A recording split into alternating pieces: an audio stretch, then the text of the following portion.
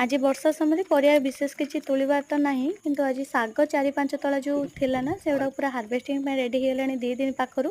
ତ 2 ଦିନ ହେଲା ମୁଁ ତାକୁ ଛାଡ଼ି ଦେଇଥିନି, କାହିଁକିନା ବହୁତ ଜୋରେ ବର୍ଷା ହଉଥିଲା, ଆସି ହଉନଥିଲା ଛାତ ଉପରକୁ। ତ ଆଜି ଟିକେ ବର୍ଷା ଟିକେ ମାନେ ଥମିଛି, ଟିକେ କମ୍ ହେଇଛି। ସେଥିପାଇଁ ଭାବିଲି ଆଜି 4 ତଳା ଏକ ଶାଗ କାଟି ଆଣି, ନହେଲେ ବେଶୀ ହଉଛି ମାନେ ଗଲଜି ହେଇକି ରହିଲା ମାନେ ନା, ଶାଗ ଗୁଡାକ ତଳା ଗୁଡାକ ବେଶୀ ଗ୍ରୋଥ୍ ହେଲେ ତ ଏଇ ସମୟରେ ପୋକ ବହୁତ ଲାଗିବ। ତ ବର୍ଷା ହଉଛି ନା, ତ ପୋକ ବହୁତ ଲାଗିବ, ଫଙ୍ଗସ୍ ଲାଗିବ।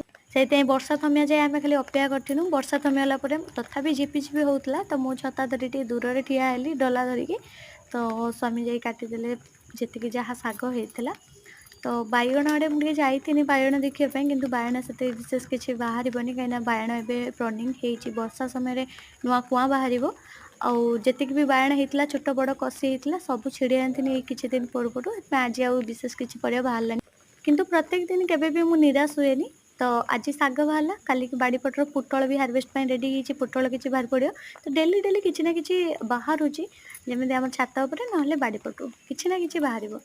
ଏମିତି କିଛି ନହେଲେ ଜହ୍ନି ଗୋଟେ ଦିଟା ନହେଲେ ବାହାରିବ। ତ ଯାହା ବି ହଉ